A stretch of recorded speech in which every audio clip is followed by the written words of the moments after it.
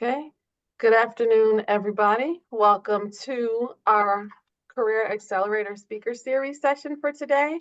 We have three incredible guests with you. My name is Melissa Hippolyte. I am the Director of Strategic Partnerships at CollegeBound Foundation. I've been at CollegeBound for about 11 years. At CollegeBound, if you're not familiar with the organization, we have advisors in middle schools, high school, and college. And we also have people that support those roles. One of those supports is me. So today we're going to talk about the STEM industry. And then as we move forward in other sessions, we're going to get into education and different subjects that we think people may be interested in. So you're not here to hear about me. You're here for the fourth session of our 7-part series, and we're talking about STEM. I'm going to pass it over to our guests so that they can introduce themselves to you. First, on my screen, I'll go to Caressa. Hi, I'm Caressa Lee. I graduated from South Carolina State University in 2008 with a bachelor's degree in physics. And then in 2012, a master's of science, material science and physics at Fisk University. So I'm currently a health physicist at the National Institutes of Health, and I've been there for 5 years and did some other stuff before then. It's good to be here. Thank you for having me. Awesome. Thank you for joining us. Khalid? Yes, I'm Khalid Spotwood. I graduated from Morgan State University in 1999 with a degree in electrical engineering. Started working for Lockheed Martin and Northrop Grumman, and then went back to school, went to GW, or George Washington University. I got my master's degree in systems engineering. I've been in the IT field for going on April will be 24 years. I've been in the industry. I'm currently, it's a long title, principal senior systems business analyst. I do work for BAE Systems, and I'm also a realtor for the state of Maryland. So. Awesome. I know you, and I didn't even know all of that. Sarah, how about you? Can you take a few minutes and introduce yourself, please? Sure. My name is Tashira Montgomery. I graduated from Morgan State University in 2016 with my bachelor's in industrial and systems engineering. I'm currently working on my master's degree in program management with the focus on defense systems and defense acquisition. My career hasn't been very long, but I've done a lot of things all surrounded by shipbuilding. So I started out my career working for the shipbuilder, Newport News Shipbuilding, building submarines. And then in 2021, so I did 5 years of that. And then 2021, I began working for the actual program office for the Navy. So my current position is a mechanical and auxiliary system integration lead. But that's my current role. Okay, so let's start here. So I'll start with you, Tashira, since you said all that, and I'm like, I hear submarines, I'm hearing shipbuilding, I'm hearing, and you're saying it so modestly, like, oh yeah, I built some submarines and some ships. Okay, so you go to work, and what do you do? So what's a typical day like for you? Now the typical days aren't like how they used to be. So like now that I'm in like an office setting, like my main role is to approve or deny requests for diagram changes. So when I work for the shipbuilder, every time that you wanted to make a change that wasn't already, according to their plan, I used to call them Mother May I letters. Like you had to write a letter to the Navy to ask, can I make this change? And now I'm basically having my full circle moments where I am the person at the Navy answering those letters. So as a system integration person. Like, these are huge systems that involve multiple technical areas of expertise. So my job is really to be a middleman. So say it's I don't know, an air system, or like a system that involves air. It also involves some electrical components, and it also involves like piping or fittings or valves. I have to be the person to reach out to all of the specialty groups and ensure their buy-in on this change that the shipbuilder is requesting. So my typical day is reading, bugging people like, hey, did you review this yet? I need your buy-in. And looking at a lot of 3D models and or drawings to see the physical change. But before, being in the shipyard, my life was much more exciting because I got to go down and see everything, like put my eyes on whatever this change is. Like, people acting like it's the end of the world because you want to move this pipe hanger 1 inch higher, but that 1 inch now affects sound. It now affects like so many other things. So, yeah, that's what a typical day like is Oh, for wow. me. Okay, we'll come back to that because there's so much there. How about you, Khalid? What do you do? It's almost similar to um, what you just stated. As a business systems analyst, I'll say at the very top, I'm kind of a liaison between the business and the technical staff. So I have to be a little technical and know the business both, because my job is to talk to the business, find out what they need, what they want. Sometimes I have to figure out what it is they want because they don't really know what it is they want. And then it's my job to talk to them, find out about their business, write up business process models, write up the requirements, and pass those along to your technical staff so that they can actually go build that system that the customer wants. Jeez. Yeah, so that's basically what I do. I've had a number of different roles. Before that, when I first started, I was I guess you could say, test engineer. So I would take the requirements and test that those requirements, the way they were written and what they were intended, that's what the customer actually got.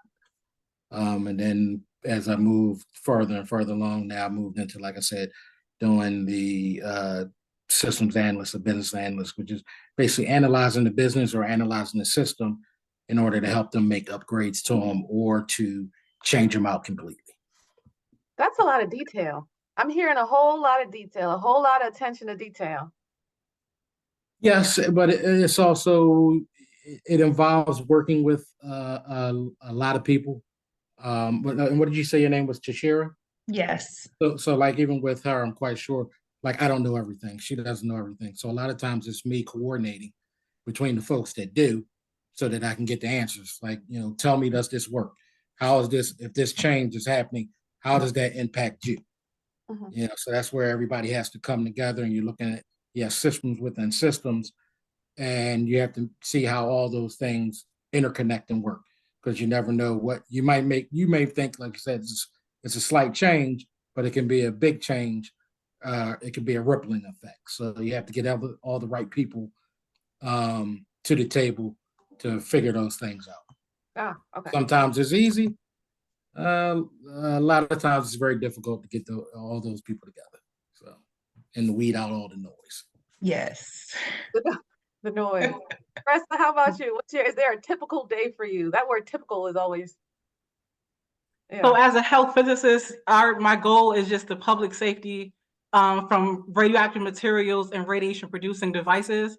And so I'm what you call in the operations branch. So my job is more hands-on. So one day I'll be in a lab on my hands and knees surveying, making sure there's no contamination present.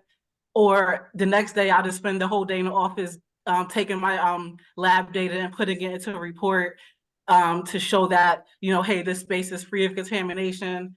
Or I review surveys to make sure that a CT machine or MRI or X-ray machine is not harming the public. So we want to make sure when people come on campus, they can't walk past the building and say, hey, this gave me cancer. That's really what my job is, to make sure all the machines are operating correctly and make sure when a researcher comes to me, they'll email me and say, hey, I want to inject zirconium into a monkey. How much can I use and how do I do it? That's what my job is, to go and instruct them how to do it. So the days are really different. That's why I chose this field. Every day is different. You guys are incredible. Incredible. So I'm not going to direct this to any one person. Anybody can kind of jump in and go first. Did you guys know that this is what you wanted to do? Like, you were a young person saying, you know what, I want to inspect things, or I want to build chips. Did you know that? I won't say I necessarily knew this was the field, but I did always say when I was younger, I wanted to be an inventor. So as a kid, I did kind of want to get into electronics and stuff. I used to always say I want to, as a kid, I want to be able to build like transformers and get in them and kind of fight crime and do things like that. But then, as I got older, those things changed. As I got into electrical engineering, and then again, things changed, but I still kind of stayed towards that field. So. Okay. Well, I had no idea that I would get into shipbuilding. I actually didn't find out about engineering until I was in 10th grade. I didn't even know that that was a thing. I just knew, like, prior to that, I thought I was going to be like a teacher or an accountant because I was really strong in math and science, and those were like the only avenues that I knew at the time for you to do when you had these type of skills. But Morgan actually had introduced a girl to engineering day, where I'm like, I could do this. So then I was like, well, I want to build roller coasters. But then this whole submarine thing was really by happenstance. I went to the Black Engineer of the Year Awards Bear Conference, um, where I talked to one of the recruiters. At their table, they scheduled me an interview, um, and then I got the job on the spot as a nuclear engineer. Um, I had one like lesson on nuclear power or how a power plant works, and now you're telling me that I'm about to be responsible for this? Like, what? So no, I had no idea that this is where I would be, but every day, like, my mind is blown on like my exposure to new things or new pathways as I still, you know, try to figure out who I want to be when I grow up, because there's still a lot of time left. Mhm. Yeah. Come on. I'm a first generation college person. So when I got to school, I was really fumbling my way through and trying to find ways to pay for it, basically. So I saw a flyer for an astrophysics internship, and it was like $4,000 for the whole summer, and that was a lot of money at the time. So I did it, and then I was like, well, what can you do with physics? And then that's how I started opening all the doors for graduate school and just finding different ways to go for free. Basically, it was a mistake. That's the key. When you say go for free, yeah, that's the key, because these student loans, something else. They are something else. I'm glad I went when I went. So how did you guys choose the college that you went to? Since you kind of had an idea, kind of not, you were kind of figuring out. I know Tashara, you said you weren't even sure, right? How did you guys decide what college you wanted to go to? And how did you know that, okay, I'm gonna find my path? Uh, Again, well, it was a friend of mine or a homie of mine who he lived around the corner from me. He's the one. He actually introduced me, told me about the high school that I went to, and then he told me about Morgan. He told me about Morgan. Said they had a good electrical engineering program, and it was a HBCU. So that's how I went to Morgan. But I mean, I applied to quite a few places, but Morgan was one. They accepted me, and then it was far enough away from home that my mom wasn't just going to be popping up on me, and but close enough that I could get back home. So and the price was right. That part.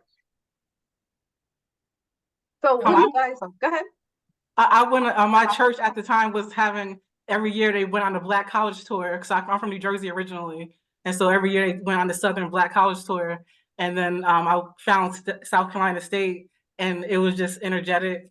And then my aunt lived an hour away from there, so it was the same thing. She was like, come home on the weekends for some good food, and then you could go back to campus. And so that's how I chose my school. So, I actually was not very smart about my school choice. So, initially, as a first generation student, and this just say very it. naive idea that I had about college, I didn't care about cost. So, my first year, I went to the University of Delaware because I had this crazy idea that if you're going to be an engineer, you're going to be around a bunch of, you know, men, Caucasian men. And I had the idea that if these are the people that I'm going to have to work with, then I want to go to school with them. Like, I want to be able to, like, that's what my 17-year-old brain was thinking. Not factoring in the fact that I didn't have to pay to go to Morgan initially, but I was like, I'm going to be an engineer. I'll have money to pay this back. I don't care about cost. I want what I want. Ooh. To turn around after the first year and come back to Morgan and have to pay. Because now I'm a transfer student and everything that I was eligible for prior was no longer available to me. So don't make the same mistake that I made. Go where the money is. Your experience will be your experience. But yes. So what do you guys think contribute to your professional success? Well, I'll let, if somebody else wants to go first, I'll let you go.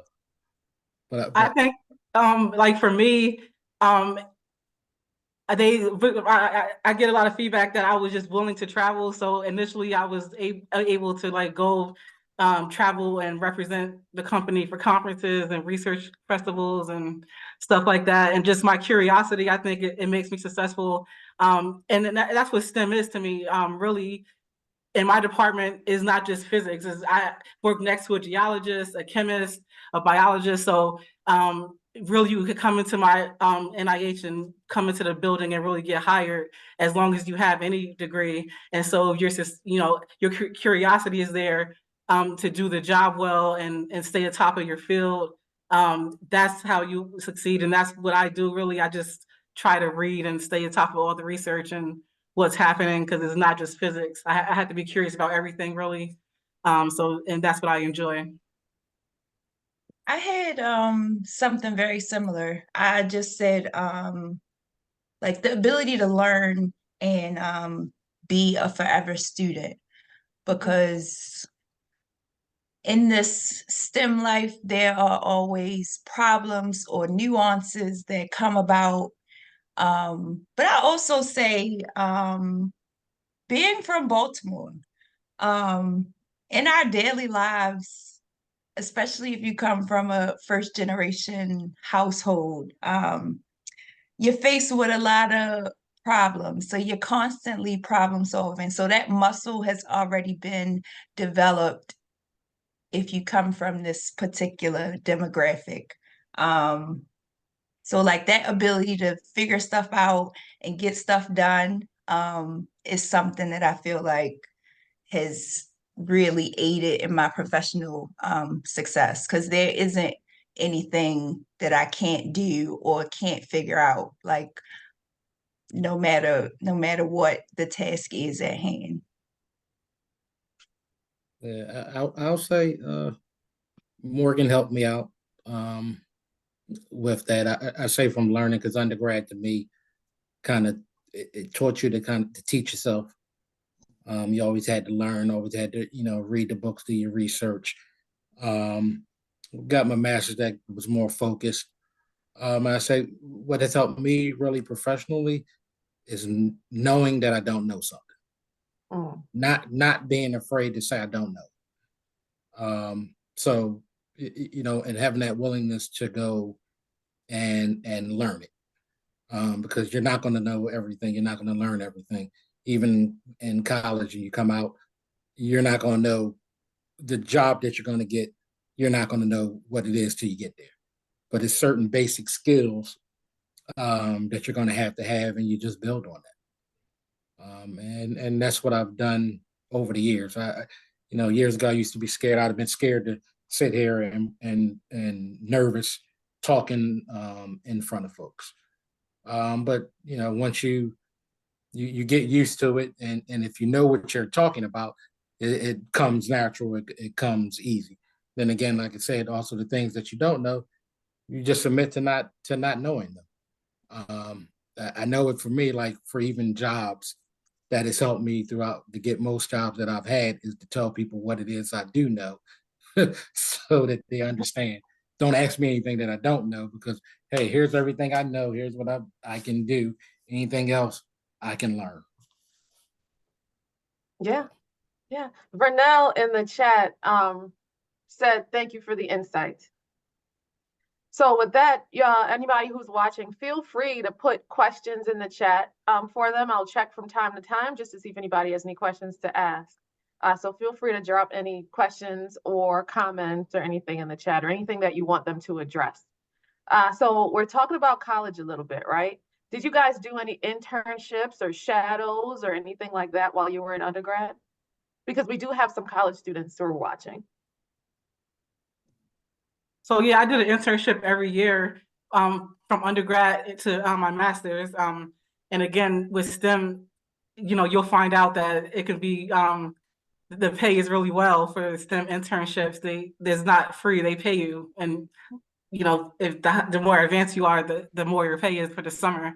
So yeah, I would say Oak Ridge Institute every year has a great internship that recruits students, and they pay up to $8,000 for the summer. And that's what I took advantage of almost every year.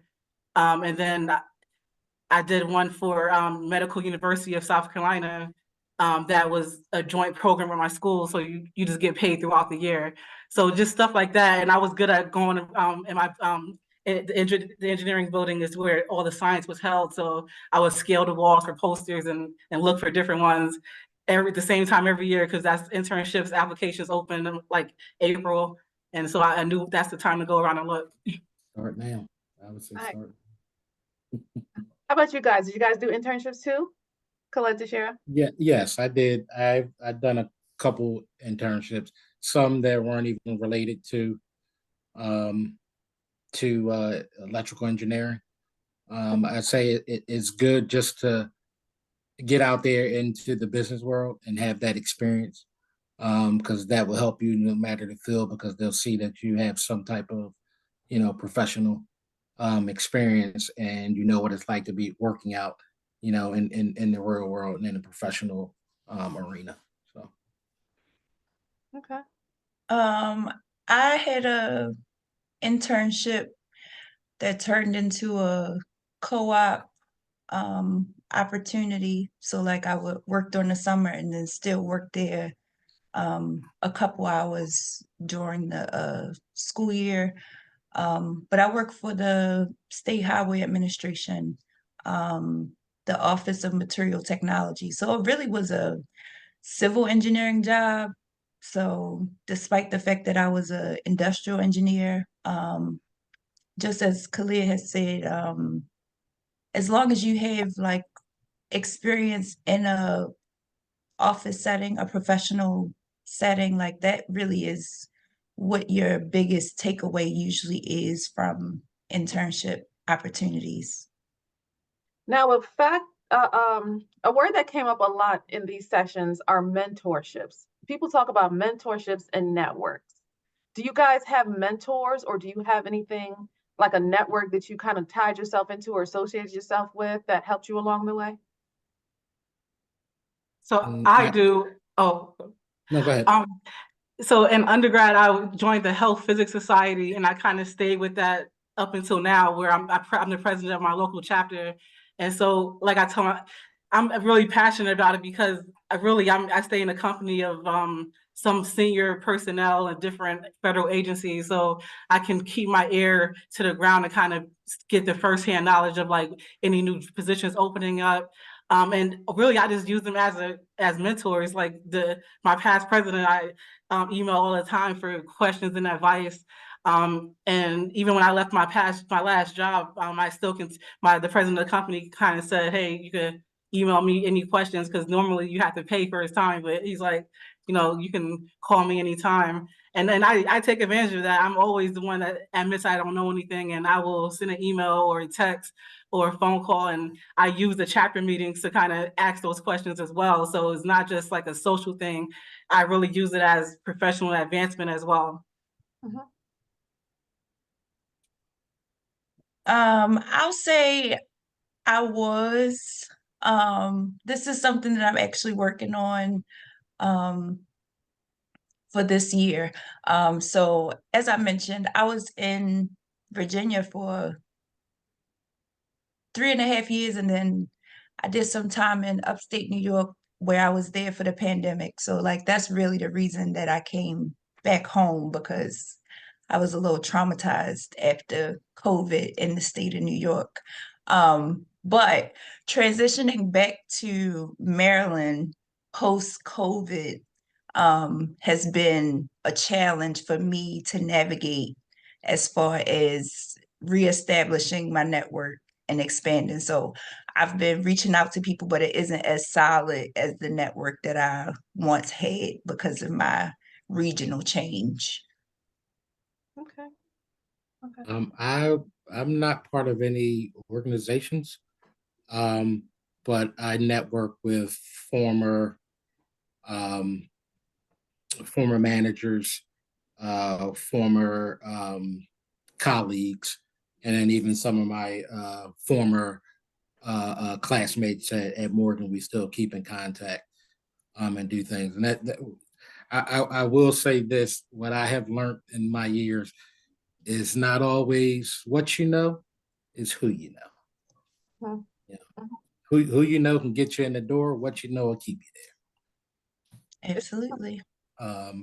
But yeah, so that's what I do, then I when I talk to folks that are or younger kids and stuff that are into IT or things of that nature, I will put them in contact with folks that I know. Like I know, like for me with BAE Systems, we do internships, and I know they've hired several people that interned, and then they turned around and hired them, or they're working part-time, and they will only let you work part-time, and they'll make sure your focus is first and foremost on your school, and then you can go ahead and then do some hours at work. So then you got to make sure you maintain a certain grade level, or so yeah. Mhm. So that's the question, it kind of goes back to what we were talking about a little while ago. Caressa, I know you said you looked on the walls for flyers. I'm not sure how much of that they do in colleges now. So where do you think that these young folks can look for internships and jobs and things that are aligned with their career? Because I always use an example. One of my students, she's graduating in May. She has either 3.9 or 4.0, but her job doesn't align with her major, but she needed a job because our kids needs job. Like you have to work, right? So what advice would you give to the students to, one, find opportunities, and two, maybe holding out a little bit to find a job that lines up with something that you want to do or something that you think you may Well, even be interested in? I'll say this before they even get to, it's good to first of all, is find something that aligns with the work that you do. But Mhm. if you have to work and you have to find a job, what you have to do is realize and take those things that you do within that job and equate them to the job that you're trying to get when you come out. Because 9 times out of 10, you're not going to have any experience in the job that you're going to get. So if you can point to some of the skill sets that you're going to need for that job that's in your current job, when you're talking, when you're interviewing and things, that will work to your advantage, and people will see how smart you are and how you can articulate things and be able to transition to something different. So, but you said as far as looking, Yeah. um, I first and foremost, I would talk with your professors that you have, because they will have a lot of knowledge and they have a lot of network as far as where internships and jobs to talk to, and then also talking with your counselors. And then the beauty of what you guys have, I mean, you have the internet, you have Google and stuff, so you have an abundance of information to try and find all types of information. But just do your research and you start early. I say you start now, and start looking, because most of those positions, by the time April comes, they're going to be filled up. Yeah, I would also say,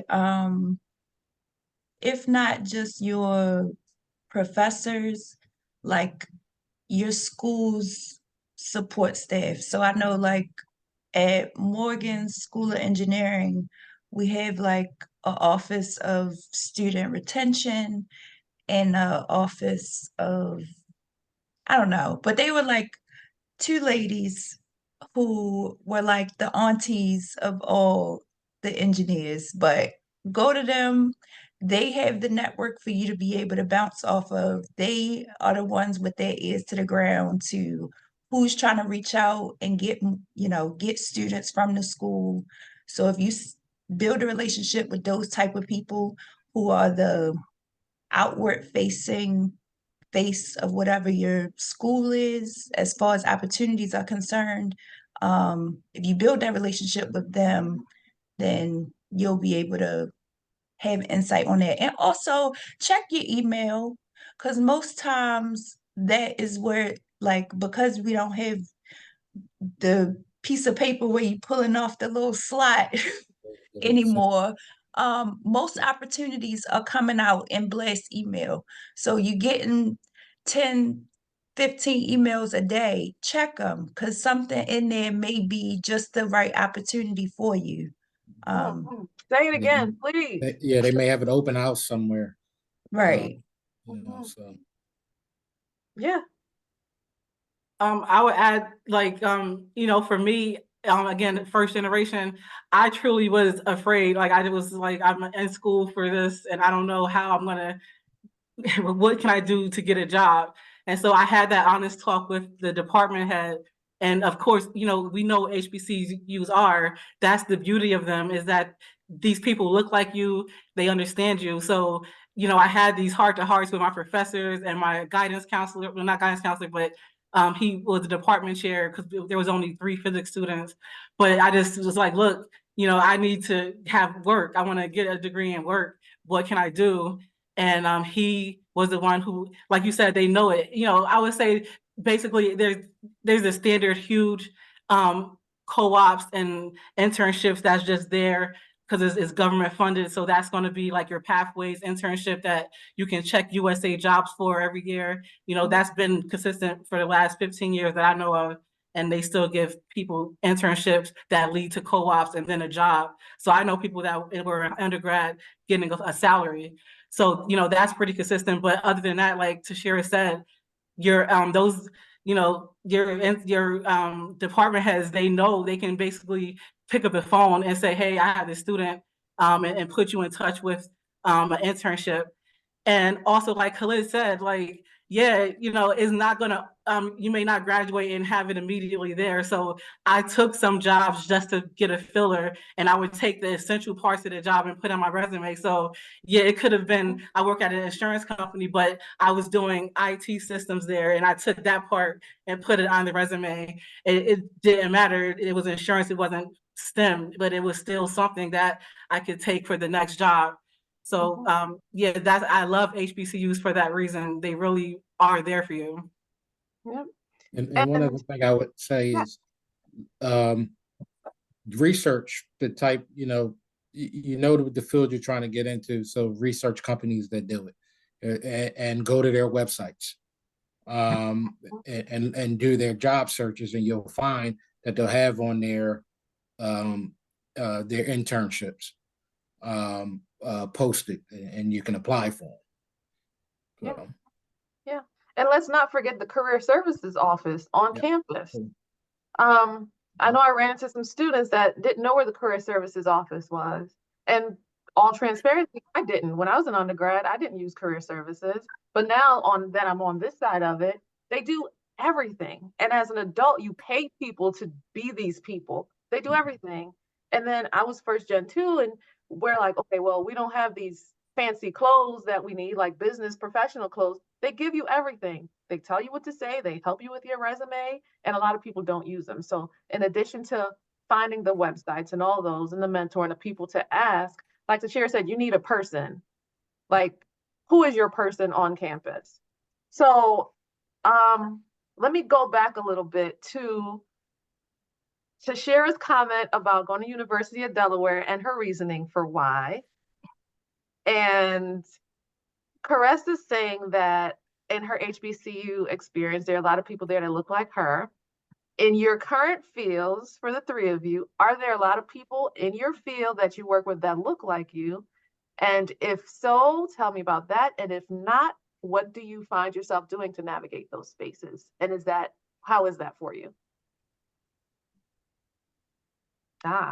I'll go first. Okay.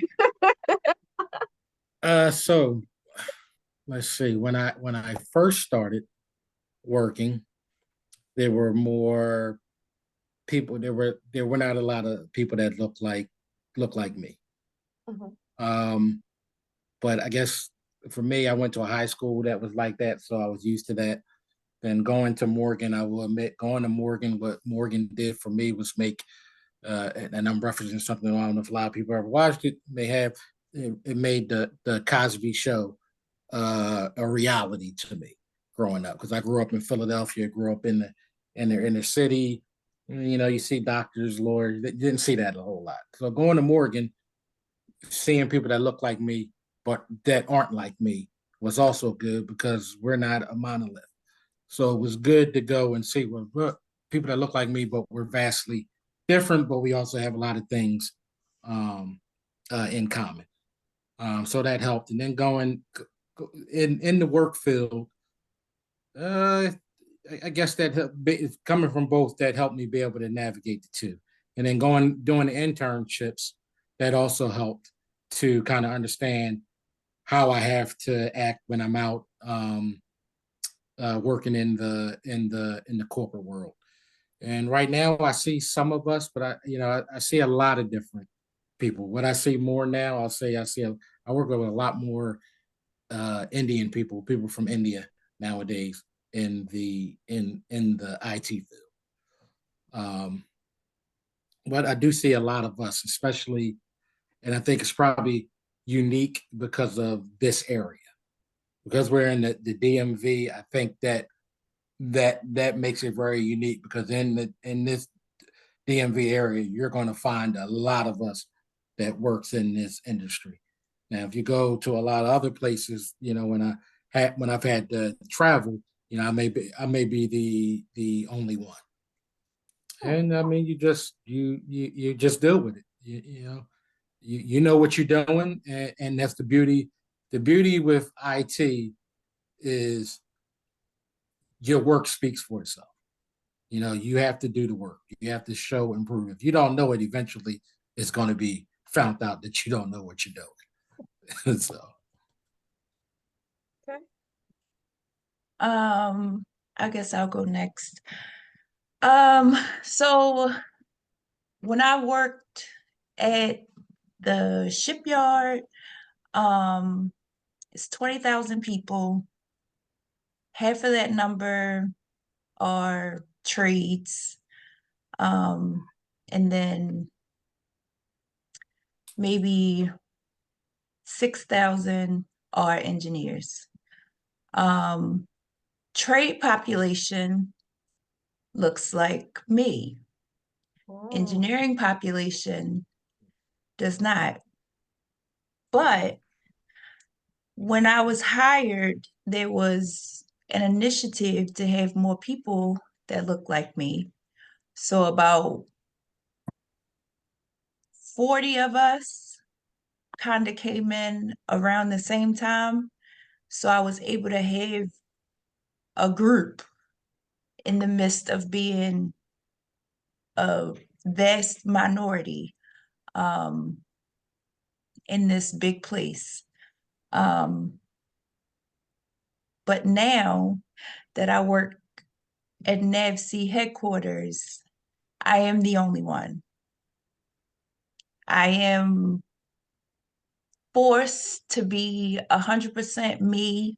Like, I am forced to show up and be unaffected by the fact that my environment does not reflect me. So that Black, female, and engineer, when I go into the office, I wear that badge because it's like an anomaly to see me.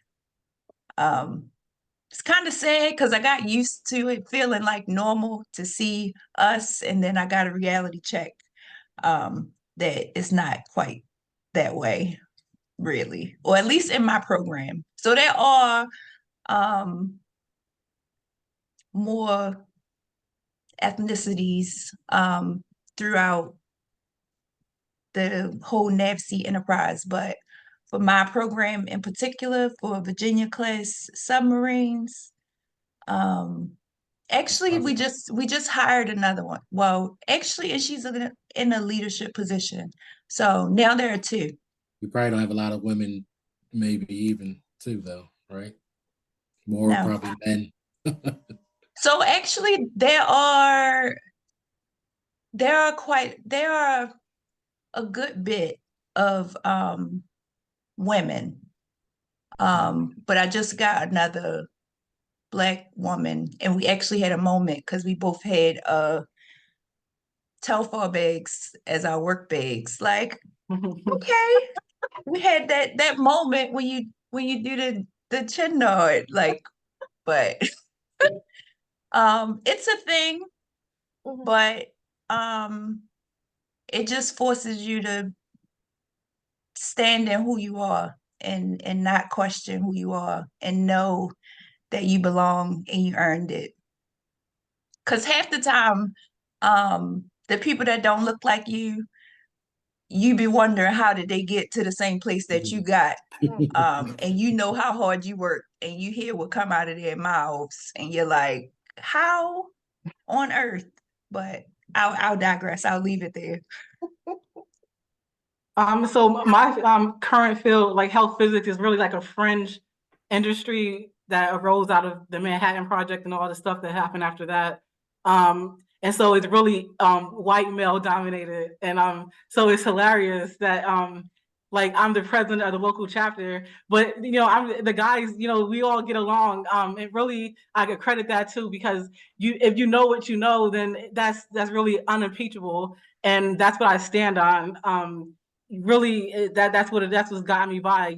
I'm used to being the only one, the only woman. If you look on the Health Physics Society website, the national website, they're celebrating the fact that women are recently getting leadership positions at the national level, and that's just the thing, it's just developing.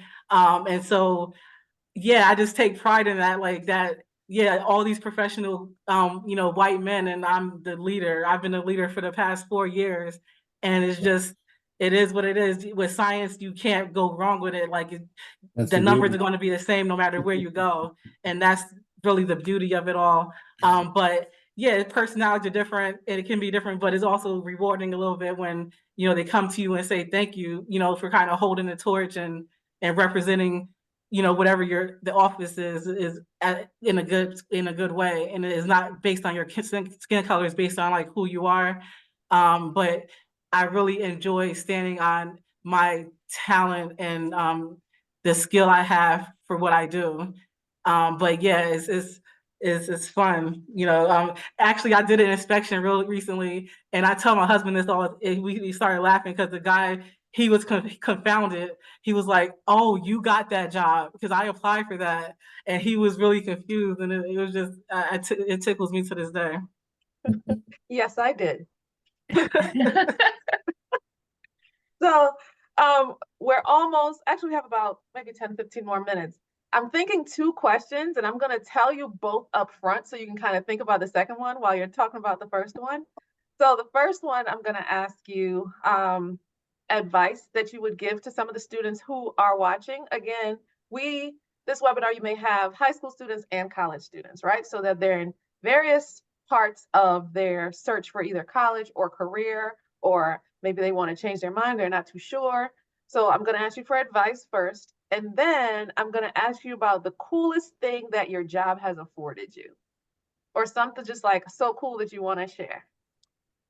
So the first one, what advice would you give to the students who are watching this webinar right now?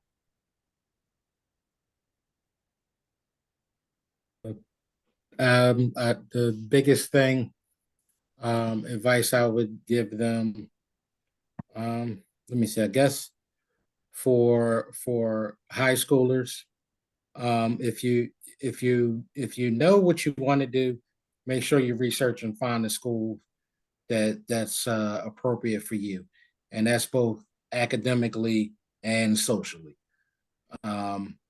Because you want to be able to enjoy college. You want to get through and get to work, do the work, but you also want to enjoy it. For the college students, I guess if you found if you know what career path you want to go to, talk to like you say, your counselors, talk to your professors, and put a plan in place so that you can meet that goal. That's what I do in everyday life. You have a plan.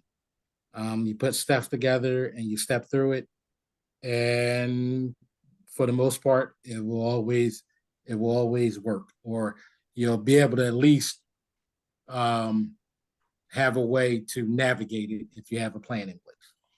So, Excellent advice. Anybody else advice? Who's next? For both of them, I would just say, for college students and high school students, I would just say, like, keep going, like, figure out what you want to do and don't stop. That's the huge regret that I have, that I don't have my PhD because I got scared about the funding. Don't get scared. If that's what you have your mindset on, please keep going. You are young right now, and the sky is the limit out there, especially, you know, as an urban African American or, you know, ethnic STEM major pursuing, the funding is there. So please, you know, reach out, ask for help, and don't stop. Go straight from undergrad to grad school. the time goes by quick. Yeah, It does. It may not seem like it, but it goes by quick. My word of advice, I'm an advocate for STEM, especially with the direction that the world is going. STEM is the way to go. You'll forever have options when you get bored or you want to try something new. There's always something new that you can try just from having a STEM background that wouldn't necessarily require you going back to school or doing a whole bunch of training. Your initial STEM training will be enough for you to explore as many options as you like. So I say do the hard work up front to reap the benefits for when you're older. Such as what Caressa said, like while you have the energy, like it seems like a lot, but it really isn't a lot when you compare the responsibilities in your 20s to the responsibilities in your 30s and 40s. So yeah, go STEM. Makes sense. And the next one, because we always talk about, okay, school is what you have to do and all the things. Tell me the coolest thing that your career has afforded you or given you the opportunity to do or anything like that. It can be both fancy and technical, whatever you want to share with the young folks who are watching. Guess my years in STEM has afforded me to own 5 homes, vacation 2-3 times a year,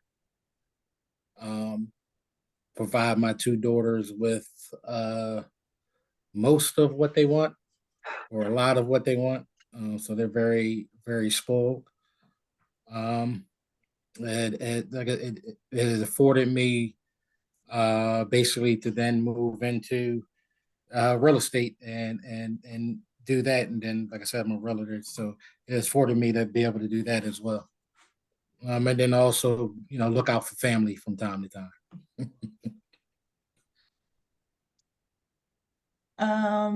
I guess I'll go. I actually have some really, really exciting news.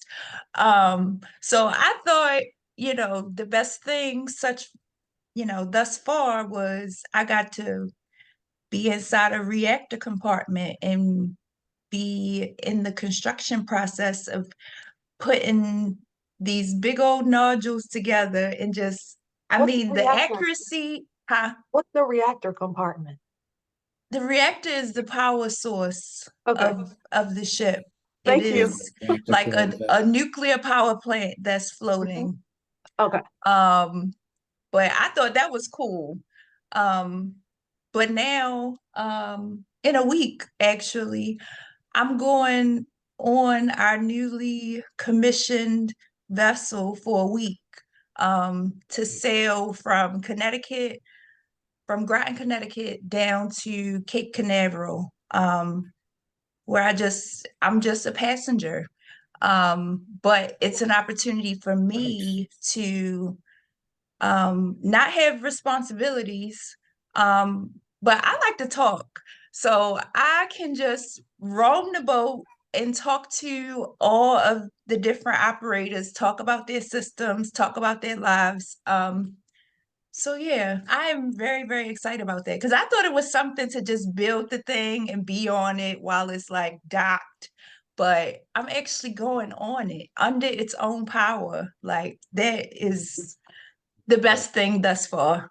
So you're getting in a submarine in Connecticut Yes. and you're going down where submarines Yes. go, of course. Yes. How many feet underwater? A lot. A lot of feet underwater. And you're coming up in Florida. Yes. Wow. Yes. Yes. That's incredible. I'm like, I still can't even like wrap my mind around it because like it's one thing to be like, oh, I used to build them. I've climbed around them through all stages of construction. Like I've been on them while they're like finished but docked and we're just running tests from the shore. But this will be the first time that while it's under its own power and already commissioned. Yeah, so that's Kudos to exciting. you. Thank you. Nice. Awesome. That is incredible. So for me, it's along the same line. So I don't know, everyone knows that Baltimore is still the home to a nuclear powered ship called the NS Savannah that's docked at Baltimore Harbor on the other side in the shipyard. So so I participated in decommissioning that. So I was there when they pulled the reactor core out. And a part of my job for 2 years was, doing the sampling and helping them with that process. So it's always nice to be on the ship, just to be on the water, but to see the core come out and then, be a part of it. It was really nice. And I don't know if you all know the guy from Star Trek, Gene Roddenberry, got the idea for the Star Trek symbol from the NS Savannah, and you can go on the ship and see all those artifacts. So, all in Baltimore is really stuff you could find. So that was the coolest thing for me. Is that a tour that we can like take kids on? So it's tricky right now since they're decommissioned. You can contact them to see if he's still doing tours because they haven't moved the ship yet, and you can still go in and they show you where the core used to be, and they have diagrams. So you can check; it's still there. I know they're going through issues with trying to secure funding of they're going to stay in Baltimore or they're trying to move. But as far as I know, the boat is still there, and we did a tour last summer. I hosted a tour for my club, so yeah. Oh, wow. You all are incredible. Incredible. Thank you for your time. Let me ask the guests one more time since we have about 4 more minutes. Do you guys have any questions? If you have any questions or concerns or comments or suggestions or anything for our panel of experts while they're still here, please ask in the chat.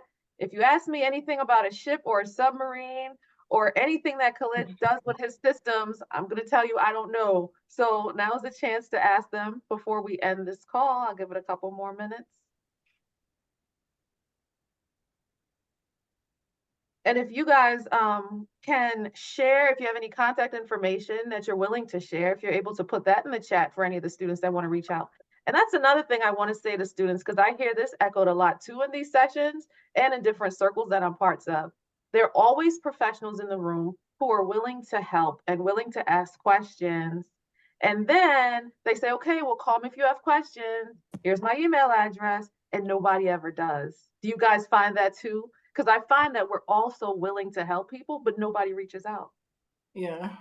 Yeah. So you guys heard it, and people genuinely want to help. Yeah, definitely. I go in my alumni group and post opportunities all the time. So yeah, it's just I'm always here. And I'll answer the emails. I would say that was a hard hurdle for me to get over, but I realized how much more of a benefit it is by reaching out, because you could say just the one thing, like me and Caressa here just talking, and both of us have been in nuclear power or dealt with radiation in some capacity. Like I would have never known that if I never answered Melissa's request to come and be on this panel. Like, so yes, reach out, no matter how much you like think that It you're helps. wasting time or anything. Like just throw your head out there, and you never know what the result may be. Yeah, people like when you take initiative. Yeah. So. All right. Well, everybody, thank you guys for your time. We don't have any more questions. I appreciate you all. I'll see you soon, and Happy New Year. Same to you. Happy New Year, Same to y'all. Happy New everyone. Year. Bye. Bye-bye. Bye-bye.